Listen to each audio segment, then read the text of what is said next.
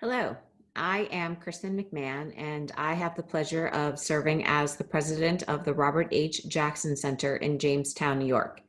Thank you for joining us for a special webinar today on investigative journalism. And for those of you in our live audience, please feel free to put your questions into the Q&A or the chat section at any time. We're so pleased to bring to you today Debbie Cenziper, a Pulitzer Prize winning investigative reporter at the Washington Post. For more than 20 years, Debbie's stories have sent people to prison, changed laws, prompted federal investigations, and produced more funding for mental health care, public schools, and affordable housing. She has won many major awards in American print journalism, including the Robert F. Kennedy Award for Human Rights and the Goldsmith Prize for Investigative Reporting from Harvard University. She received her 2007 Pulitzer Prize for stories about affordable housing developers in Miami who were stealing from the poor. Debbie is the author of two critically acclaimed nonfiction books. The first was Love Wins: The Lovers and Lawyers Who Fought the Landmark Case for Marriage Equality, and the second, published just last November, Citizen 865: The Hunt for Hitler's Hidden Soldiers in America. Perhaps most importantly for today's discussion, she is an associate professor and the director of investigative reporting at Northwestern University. Debbie, thank you so much for being with us today. Thank you for that wonderful introduction. I'd love to just talk to you a little bit about investigative reporting today. I think that the work that investigative reporters are doing today, now, is perhaps more important than ever before, and the need for investigative reporting and for young people who are interested in journalism to take on investigative reporting is just as important today as ever, if not more so. So I thought I would talk to you just a little bit at first about how I got my start as an investigative reporter. I really wasn't much older for those of you who are joining us at high school and college ages. I really wasn't much older than you. I'd always loved to write, but I really didn't know what I wanted to do with this love for writing, and I decided at a young age that journalism made the most sense. And I was working in my early 20s in North Carolina at a very good newspaper called the Charlotte Observer. And I spent about a year looking into the deaths of people who were mentally ill, suffering from mental health problems, and living in state-run psychiatric hospitals. Back in the day, we had these massive institutions where we housed people with bipolar disorder and other diseases and issues, and we no longer do that anymore. But back then we did, and I learned about the deaths of so many people who were in these institutions, and they had died very violently from murders, from scaldings in bathtubs that were too hot, of drug overdoses, of they committed suicide while under suicide watch, and horrible things that should not have been happening under the care of the state of North Carolina. And I remember very specifically one little boy, and I remember him years later, 20 years later. It's a little boy named Cameron Cullen, and Cameron was suffered from depression, and he was put into one of these homes, and while he was supposed to be under the care and supervision of people who were supposed to keep him safe, Cameron committed suicide at a very young age. And I remember as a 20-something-year-old journalist having to interview his parents about what that was like, and it was probably to this day the most wrenching interview I've ever had to conduct, horrifying and sad. And so I set about doing a series of stories on these sudden, preventable deaths of very vulnerable people in state-run hospitals. And I got a call from the governor of North Carolina a few days later as my stories were being published. Back then we published most heavily, entirely in print. So he called me and he said, "Young lady, I read the newspaper today and I made notes in the margins of your stories.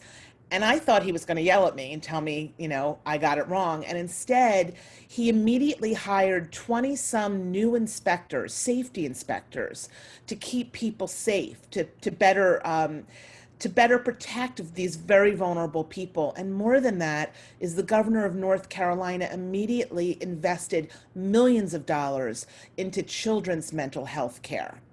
And I remember that feeling of impact, that feeling that what I uncovered could bring about very necessary and needed profound change that could help people who often live on the margins, people who are disenfranchised, people that no one that we don't pay much attention to day in and day out, people that members of Congress and policymakers sometimes overlook or forget. That feeling that what I found and what I did, that my words could bring about that kind of impact, really changed the course of my life. I was hooked on investigative reporting ever since, and I've been doing it for 20 some years. My focus in particular, because I'm not really into politics, is writing about social justice issues. That's my focus at Northwestern University. That's what that is my focus when I work with my students at Northwestern. I really want to write about disenfranchised communities and really hold policymakers and public officials accountable for the decisions that they make and for the money that they spend. And that's at the heart of investigative reporting. And you would know this, I'm sure your teachers have talked to you, but investigative reporting and the roots of investigative reporting go back many years. Back 100 plus years ago, investigative reporters were writing about child labor and poverty and unsafe conditions in factories. And then I know you all know of perhaps the two most famous investigative reporters, Woodward and Bernstein, who of course brought down a president when they reported about the Watergate scandal. And that was really just a bombshell series of reporting in its day. And besides the fact that it brought down a president, it created this incredible excitement and passion for investigative reporting among young people. And many young people who were fed up with the government and the Vietnam War, and they were disgruntled and they wanted the world to change, decided that the best way to do it was to become investigative reporters. It's the power of the pen, and so a whole new generation of investigative reporters kind of came into the business thanks to the work of Woodward and Bernstein. And as you all know, if you're keeping up, Woodward is still at it, just published this, or is about to publish, this bombshell of a book that's been all over the news about the Trump White House. But now, in your time and in your generation, I think there's also this same sense of passion and excitement. I mean, think about the issues that your generation is taking on. You're taking on calls for racial justice, calls against protests against bad policing, Black Lives Matter movement. You're looking into and participating in the Me Too movement. There's so many issues that affect our country right now. And in many ways, your generation, this younger generation, is leading the way. You're really at the forefront of this. And so to me, as a slightly older investigative reporter, I would say that this is such an incredible time to do this kind of work. And entire newsrooms have been created around investigative reporting, places like ProPublica and other outlets. And even in places, I'm at the Washington Post, investigative reporting is not done anymore by just a select few. It's really expected, really every reporter in the newsroom is expected to be able to do investigative reporting, from our sports reporters to our business reporters to our local reporters, our schools reporters, higher ed reporters. Everyone is expected to have these skills. And the reason why it's expected is because our readers expect this of us. Our consumers expect this of us. They rely on reporters to separate fact from fiction, right? They rely on reporters to hold people accountable, power brokers accountable for bad decisions. They expect us to expose theft and greed and corruption. And one of my favorite terms as an investigative reporter is following the money. They expect us to do that, to make sure that what the government promises is what is actually delivered. And the other thing I'd say is they also expect, readers and consumers expect us to tell the stories of people whose lives are not on the public's radar. You know, one thing I've learned by doing this over the years is that intense suffering intense suffering of marginal people who are often marginalized doesn't show up in budgets. It doesn't show up in public documents. It doesn't turn up during press conferences. Intense suffering is something we have to find. We have to talk to people. We have to become part of their lives and be able to use our words to force people to listen. And so stories right now about immigration, about bad policing and racial justice, about women's issues, and that the Me Too movement are so important and so critical for us as investigative reporters to dig into, to write about these issues with objectivity, but also with a great sense of compassion. And so I really believe that now is such a remarkable time to do this kind of work. And students play and have played and continue to play a very pivotal role in telling these stories. As I'm a professor, as we know, at Northwestern, but before I was at Northwestern, I was at the George Washington University here in Washington, D.C., and I worked directly with my students on a story about opioid use and abuse in West Virginia. And we focus most heavily on children who were left behind because so many generations of their family struggled with opioid abuse.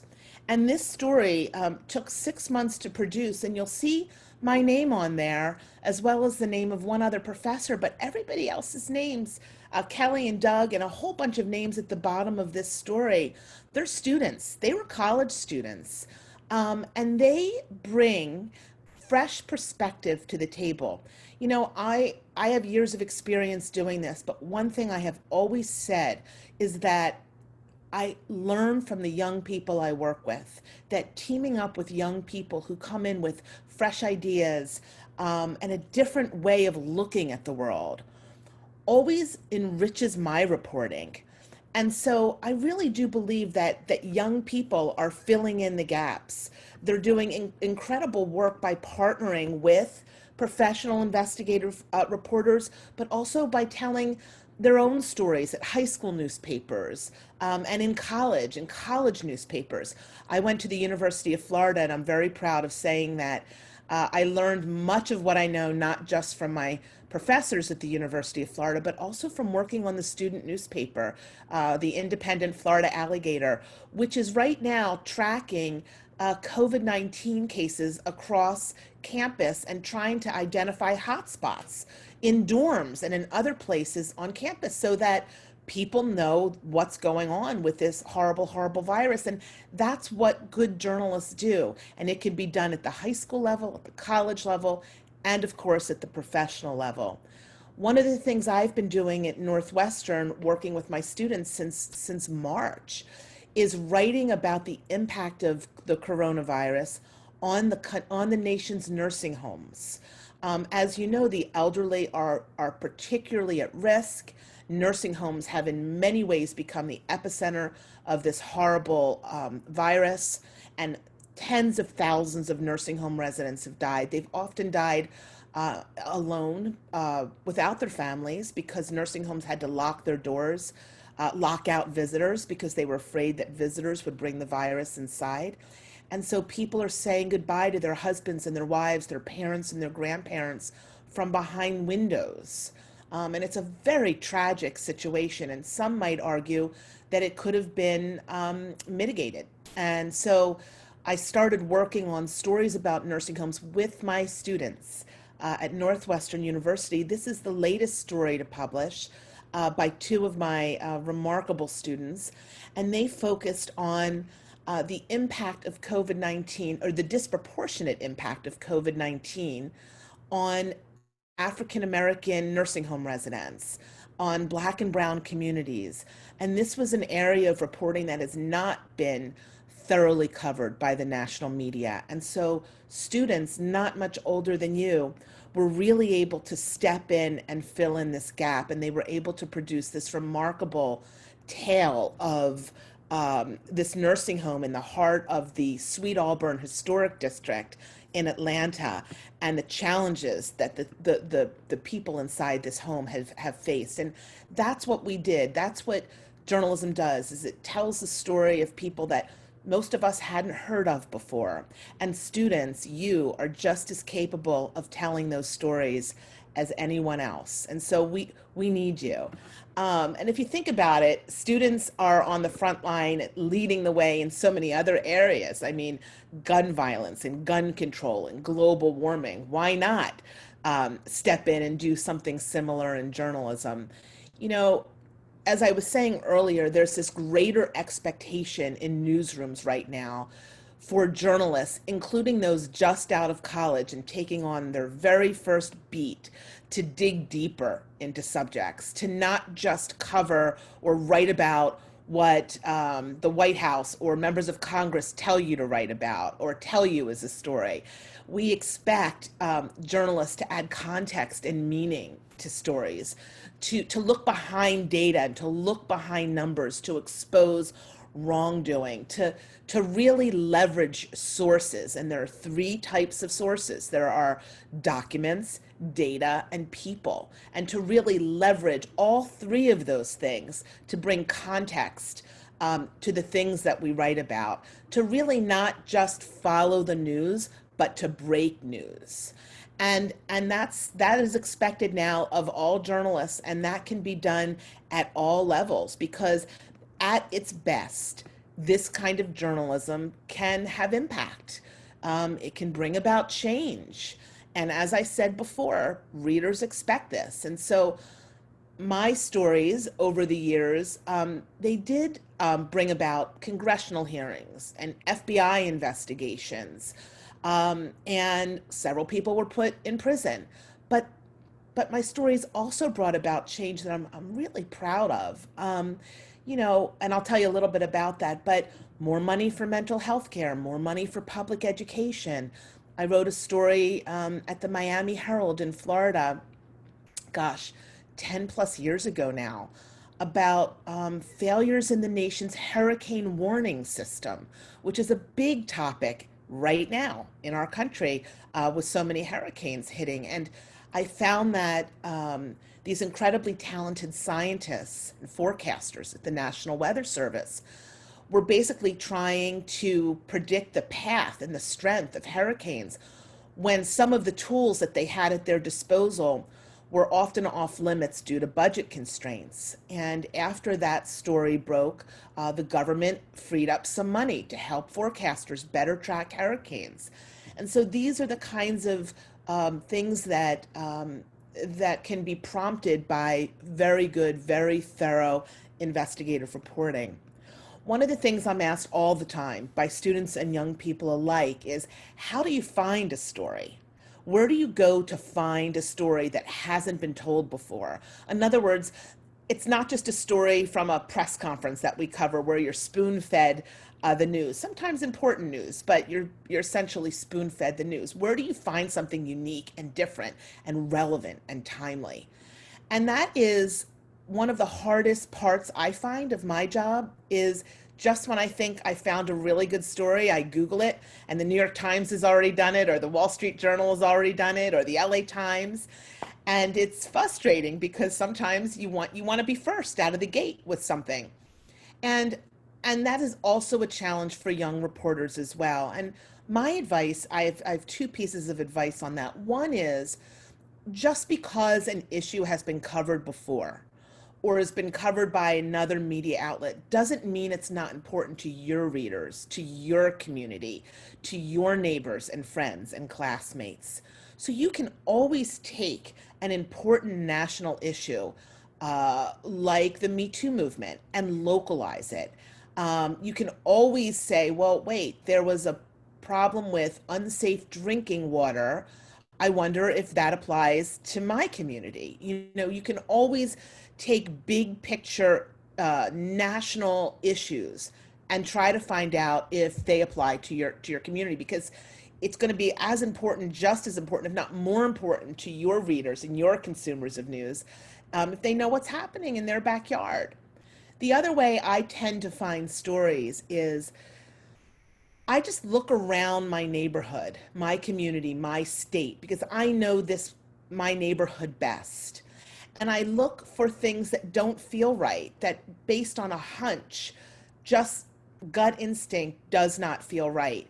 We often think that we're going to get this amazing tip from an anonymous source, and we're going to meet in a dark parking garage somewhere, and someone's going to hand us a stack of records and with a big red bow on top, and it's going to lead to our next Pulitzer Prize.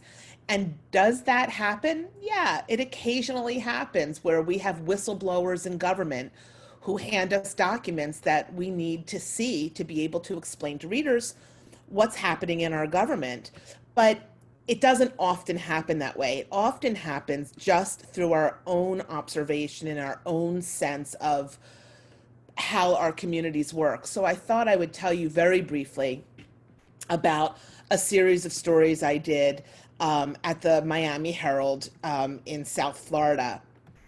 And it was called House of Lies. And, you know, I knew Miami well because this is what the skyline looked like. And essentially, it was $1 million plus condos going up all over Miami. Not now, but this was back in the mid 2000s before there was a downturn in the economy.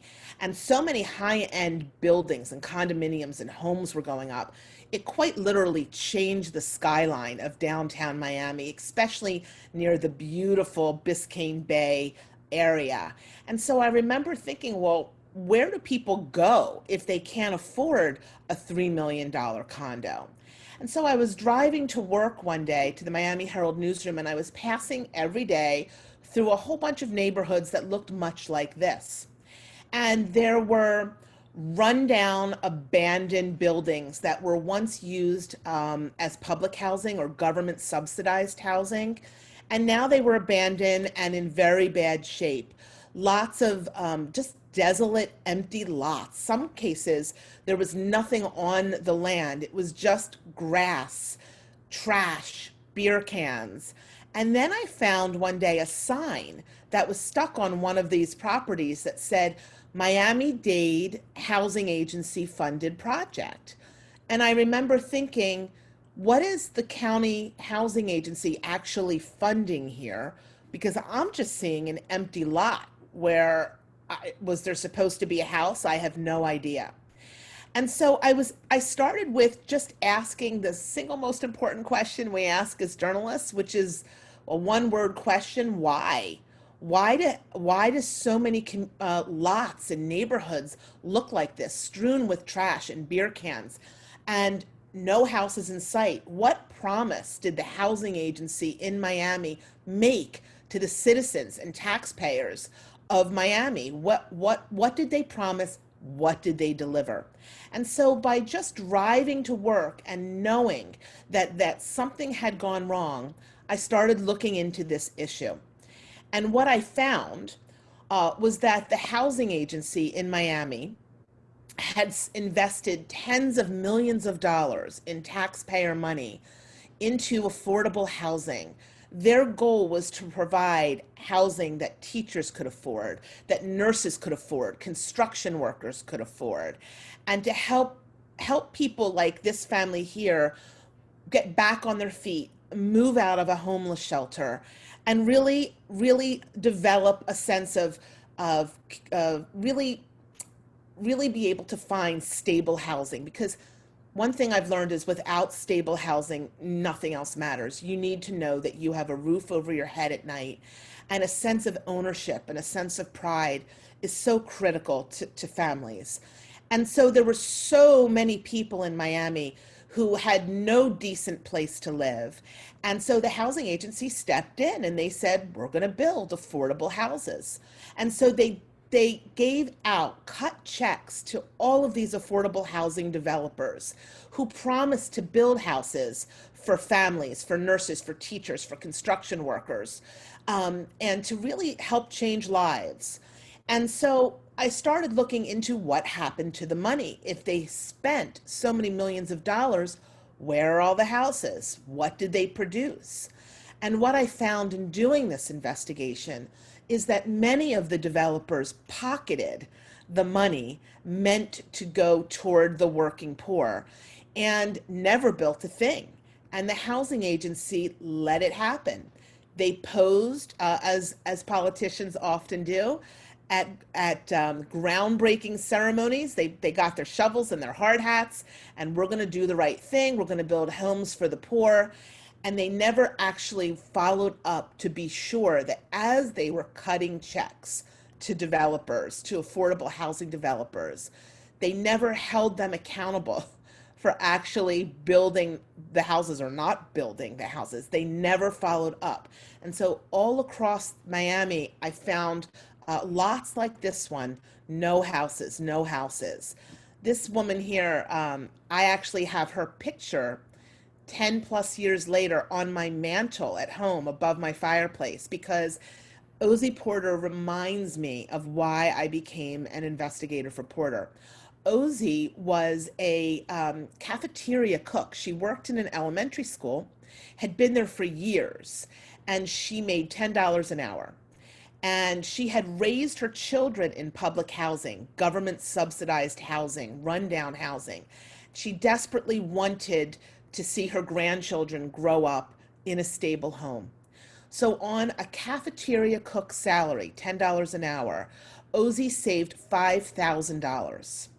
And she went to all of these homeowner or home buyer training classes to make sure her credit was in good shape, to make sure she had enough money for a down payment, to learn what it would take to be a homeowner.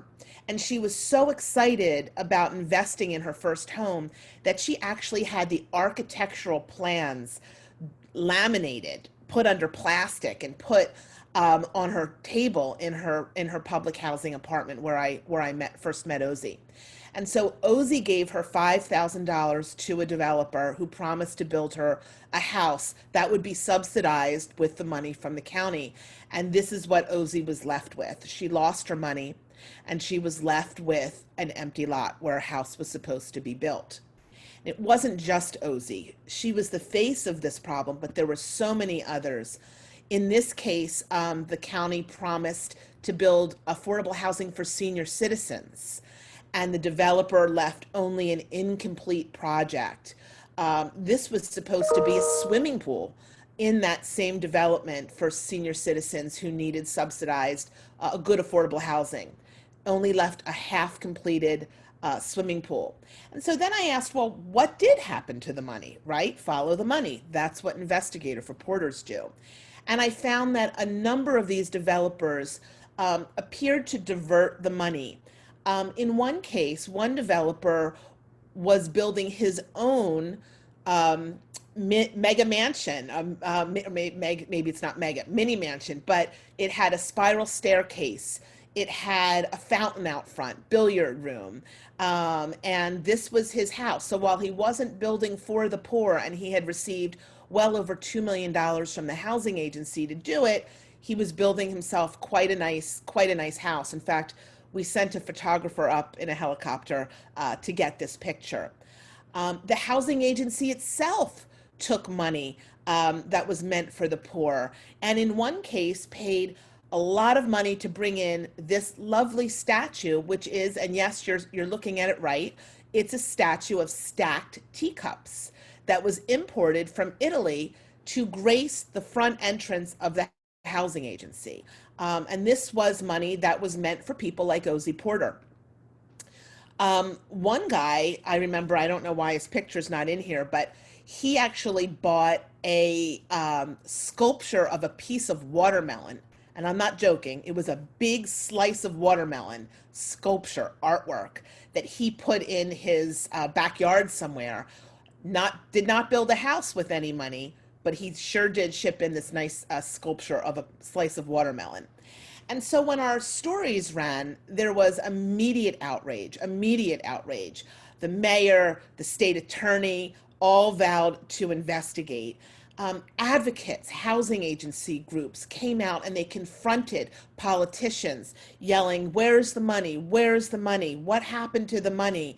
You know, yes, the developers pocketed the money, but to me, just as outrageous was the government officials that allowed it to happen. Where was the oversight? Where was the accountability? And that's what people were most upset with. And they were so upset that they held overnight vigils on the steps of County Hall to demand an accounting of what happened to all of this money. And it was quite something to see. After an investigation, a number of these developers were convicted. This is the developer who built himself that mini mansion. This is the developer who brought in a watermelon sculpture.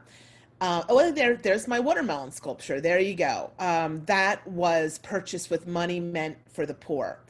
But you know, to me, the best thing that came out of this story, and it was so nice to see as a journalist, is that Habitat for Humanity stepped in. I know you all know of Habitat for Humanity, and the city of Miami stepped in, and they decided to try to build those houses that were promised. And so there were, when I started this, empty fields everywhere, and over time, all of these houses started popping up. And here's Ozzie Porter with the plans, the architectural plans, and the documents for the house she never received. And it was, you know, this is Ozzie at the start of this process, and this is Ozzie at the end. And I love this photo. I absolutely love this photo because this is Ozzie in front of her very first house that she got with the help of the city and the help of Habitat for Humanity. And after all that time and all of that hard work, she was finally able to buy her first house. And that was a pretty good feeling. We're supposed to be objective as reporters, and our methods need to be objective, and our reporting process needs to be objective, and our thinking has to be objective. But we're human beings too. And to see someone who worked so hard run her hands over the countertops of her first home, that was a pretty special moment. It really was. And so many other families were able to buy their first homes. And in fact, as we all know with Habitat, put in that sweat equity. They were actually helping to build their own homes before they bought their own homes. And to me, this is really, you know, what investigative reporting can do. It can really help expose wrongdoing and force people to listen to communities that sometimes we don't pay enough attention to. And so that's how I found that story, and I found many other stories in a similar way, just by writing about issues that I know and understand, by looking around my own community and my own state and trying to hold public officials accountable for the promises that they make. And again, I talked to you about this just a little bit, and I'm going to close here in case we have questions. But in journalism, just like in science, we need to be objective. We need to be objective when we're searching for the truth, right? Our methods need to be objective. We can start with an hypothesis, though journalists generally don't use that term. And we can ask ourselves the question, is the mayor a crook? Is your school system being run competently? You know, what is the heart of a problem? And then just like a scientist, we can set out to test our hypothesis. And we have to be open to the possibility that our assumption is wrong.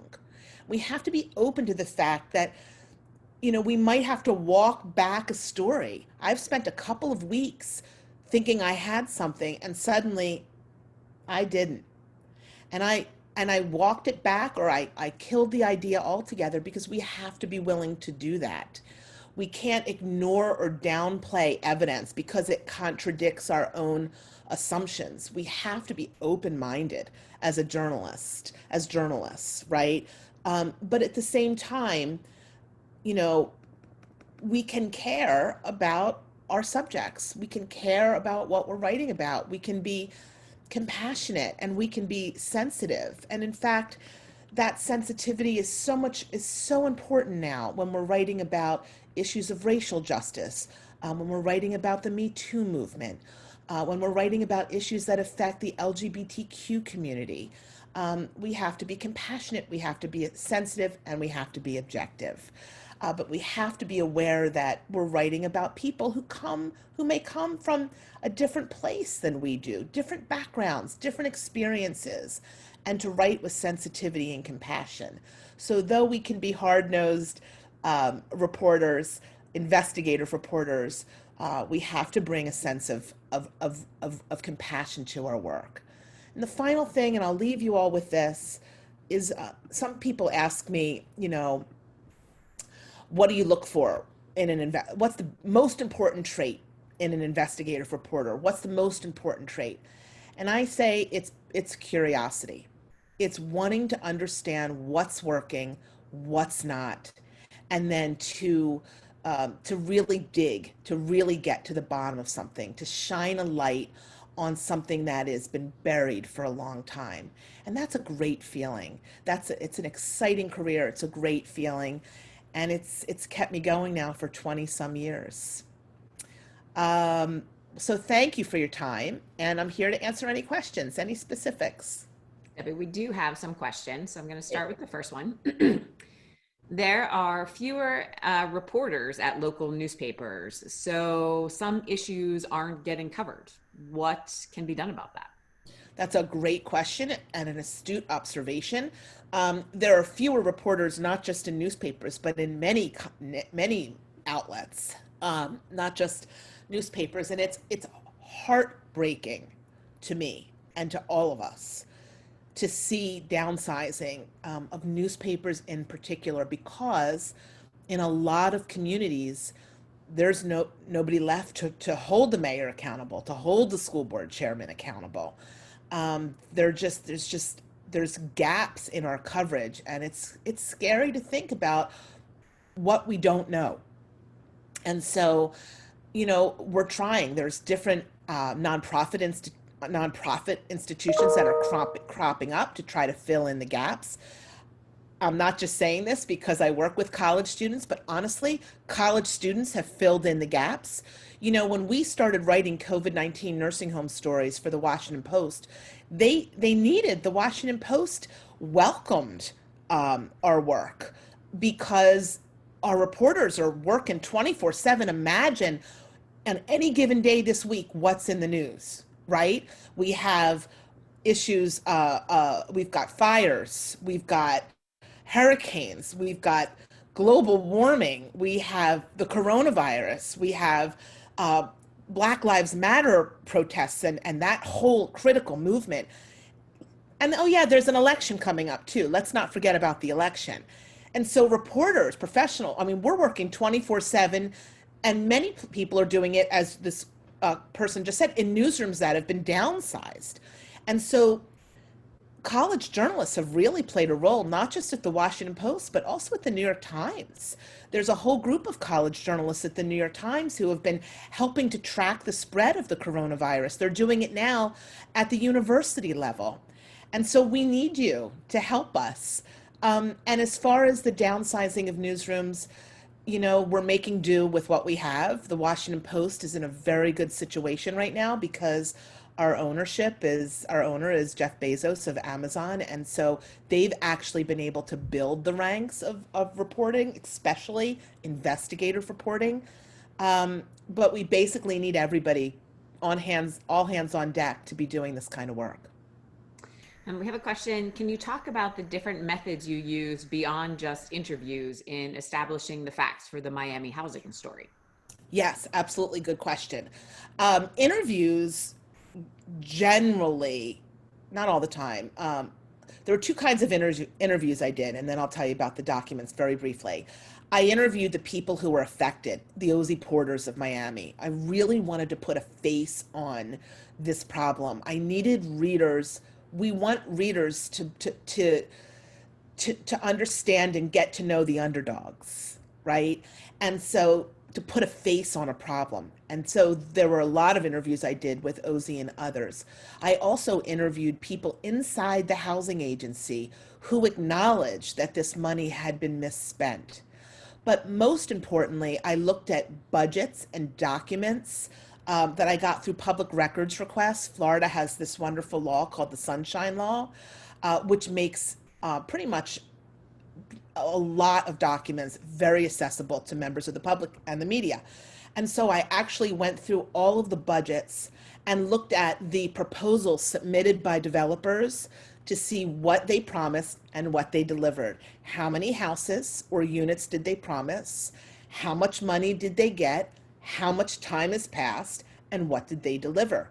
And it was fairly easy for me to see what they delivered because I just got in my car and drove from lot to lot to lot to lot, and one after the other was empty.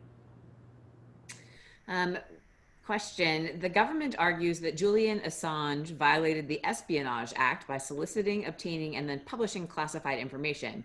But isn't that exactly what good national security and investigative journalists do every day? Wouldn't that be an attack on the First Amendment? Oh my, that's a big question that I might try to deflect a little bit because it's a controversial subject.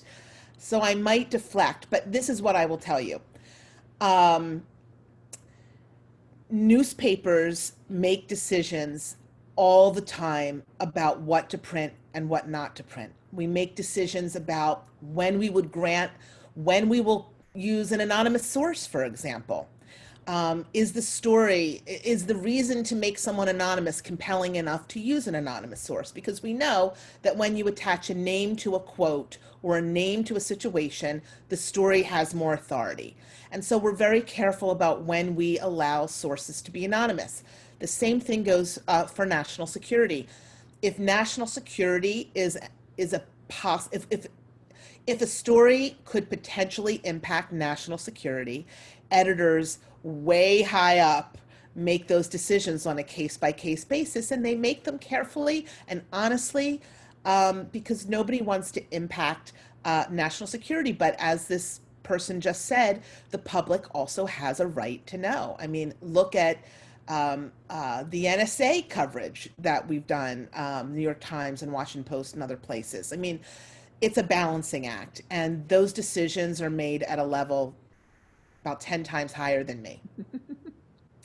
A question about whether or not you have had a mentor in your educational journey and how did she or he help you? Um, I've had so many mentors. Early on, before I even became a journalist, I fell in love with so many writers, journalists, especially female writers. Anna Quindlen, for example. This is before your time if you're a high school or college student. I I I loved Anna Quindlen's work as a columnist. I just liked all kinds of writers, Nora Ephron, Molly Ivins, and so many others. And my favorite newspaper reporter is a woman who's now at the New Yorker. Her name is Kate Boo. And if you want to read a wonderful nonfiction book, Behind the Beautiful Forevers, that is Kate's book. She's brilliant. And I remember reading a story that she wrote about actually people in Washington, D.C. She was a Washington Post reporter about people with mental health issues in Washington who had been abused in horrible ways. It was called Invisible Lives, Invisible Deaths, and it won the Public Service Pulitzer Prize, I think, in 2000. And in fact, her editor is my editor at the Washington Post, Jeff Lean, who's probably the best investigative editor in the business. And And so she was a mentor. She didn't know it, but I must have read her story, Invisible Lives and Invisible Deaths, so many times, at least once a year. In fact, when I start writing a big story now, sometimes I'll just pick up a Kate Booth story just to kind of get excited about journalism and feel creative again. I keep her book on my desk. I turn to any one page just to get excited about writing and about the art of writing, because as investigative reporters, we could spend 6 months or a year reporting something, and then we only give ourselves a week to write it. Well, what's the point if we don't do justice to our findings and to the facts, right? We want people to read every last word to get to the bottom of a 3,000 word story. So the writing itself matters. And so I would look to Kate Boo and to some of her stories just for the writing aspect of it. But I've had incredible editors as mentors. And I remember being a young reporter and I thought, my work is perfect. And I hated all my editors in the beginning. How dare you rewrite the lead of my story? What do you mean my nutcraft isn't perfectly concise? I mean, I fell in love with every word I wrote. And I look back now and cringe at some of the stories. But over time, I've learned that editors can really be your best friend in this. They can catch mistakes. They can help you see things more clearly. And so I've had a number of incredible editors. Frank Barrows was a wonderful managing editor who recently died at the Charlotte Observer, and he was a wordsmith, a brilliant wordsmith.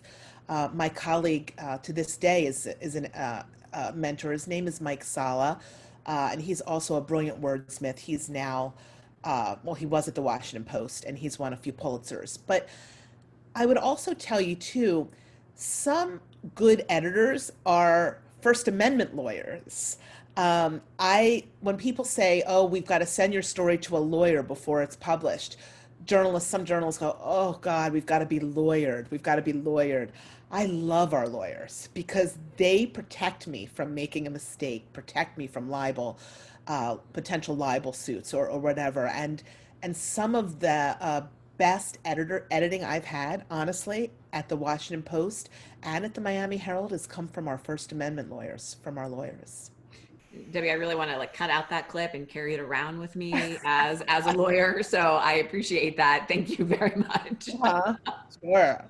We received a question. Will you please comment on investigative reporting in the age of media distrust? So the shift, people used to give a lot more credence to the media and their sources than they do now. They do, and that's hurt us. You know, this idea of, I don't talk politics, but this concept of fake media, I mean, it's hurt us. In some ways, it has. And the way I've dealt with it, again, I'm not an executive editor of the Washington Post or the New York Times. I'm just a reporter and a professor. But the way I've done with it is I just focus on my mission. What's my mission? I want to tell one story at a time, and I want to do it to the best of my ability. I want to tell it with authority. I want to be accurate. I want to be fair. And one story at a time. If my stories cannot be impeached because they are accurate and they are fair, that's what I do. And so when I produce a story, I read it at the end based in 3 different ways. Every time I do this, I read it for my ear because I want to make sure that it sounds right, that my words are compelling enough to make readers break from their busy day and read to the last line. I do not want my readers to stop after 100 words. So I read stories for my ear. And then I read stories for accuracy. I go through every line, word for word, like a crazy, like people think I'm nuts, but I don't want to get it wrong. So if I say it's 82 degrees outside, I don't want it to be 85. You know, there's an expression, if your mother tells you she loves you, check it out, because assumptions can really hurt. We think, well, of course I know the distance between Washington, D.C. and Baltimore is 60 miles. I check every single word for accuracy. And then the third way I read a story is for my gut, because you can be right but still be wrong. You can be accurate, your words can be accurate, but the premise of your story can be off. And And that's what worries me most. And so I read it for all of those things. And then I rely on those editors and lawyers to catch things that maybe I missed. But that's the way I, on a personal level, deal with this sense of don't listen to the media or the media's got it wrong. I focus on my stories and I make sure that they're right. Because the most important thing we have is trust with readers, right? And we want readers to trust us. So because of that, I go through an extensive vetting process. And the last thing I would say on that is I learned as a young reporter, if someone said they don't want to comment, this is a little tip for you. If someone said they don't want to comment, I'm like, great. They don't want to comment. Easy. I don't have to worry about the other side. They declined to comment. Isn't that wonderful? And what I've learned over the years is it's always better to have the other side, to both sides. Sometimes there's more than two sides commenting, to give anyone that you are saying anything critical about the most robust defense you can give them. Because by showing your readers that you bent over backwards to be fair, that you gave all sides equal play, that builds trust with readers. That elevates your sense of authority. And so it's always better to give the other side every possible opportunity to respond. It also protects you. I don't want to be surprised by anything after I've put a story to bed. I want to know what everybody has to say, what defenses might be, whatever it is before I put it to bed. It protects me and it protects my stories. So this next question is a little bit of a similar take on that, in that there are some journalists who seem to weave into their story some of their own biases. They may not quite go through your three-prong check. How can readers better identify those types of reporters? And then sort of as an aside is there, do you think journalists should be monitored by a third party to verify content and sources? I'll answer the second question first, and I would say absolutely not. I do not think that journalists should be monitored. I think that first of all, we can all make mistakes. Mistakes happen. Doesn't mean we make them with malice or we make them intentionally. Things can slip through the cracks. It's why we have a corrections policy at newspapers. And so, no, we should not be monitored. The people who monitor journalists are our editors and our lawyers. But yes, there are media outlets now, as we all know, in this age of social media and 24/7 news cycles. There are media outlets that, on all sides of the political spectrum, that seem to be going to extremes, and that is not something that. That's something that that the consumers and readers and the American public are going to have to work through. One thing I tell journalists, young journalists, is when you're looking for a source, make sure it's a source that doesn't fall on the far left or the far right. Make sure you trust your source. Make sure it's a nonpartisan source when possible. Make sure that the people that you're quoting don't have an underlying agenda. So we as journalists can be very careful about who we quote. But in terms of the consumption of information that might not be news is kind of a bigger question that I think the American public's going to have to address. And then you mentioned social media and independent content producers. How are they changing, or how do they have the potential to change journalism?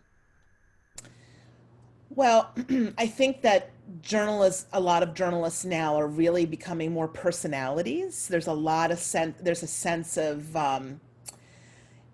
not so much about the content, but the person that's delivering the content. I'm not sure that is the way to go. But people consume news in all kinds of ways right now, and some of that is a good thing, and some of it has been difficult for the industry. And so, again, my role is just to take one story at a time, one step at a time, and leave kind of those bigger picture issues to to editors and to others. Well, Debbie, thank you so very much for this very informative talk on investigative journalism. I'm thrilled that you were open to doing this. For those who don't know, actually, Debbie was our keynote speaker for the Al and Marge Brown lecture on World War II yesterday for the Jackson Center. And when she and I had spoken about this originally in February, I asked her, would you mind doing another talk to students in investigative journalism? Because that's not something that they get to hear a lot about necessarily. There are not that many journalism schools that teach that very deeply and specifically. And so this was a wonderful opportunity. So we really appreciate. It was my pleasure, and I wish you guys all the best. And if you ever wanted to reach out, you can always reach me at Northwestern University. My email's online. Please do. If you need any guidance, any help, happy to work with you. Wonderful, thank you. And please also continue to tune in to the Robert H. Jackson Center's virtual programming. We look forward to seeing you again soon. Thank you.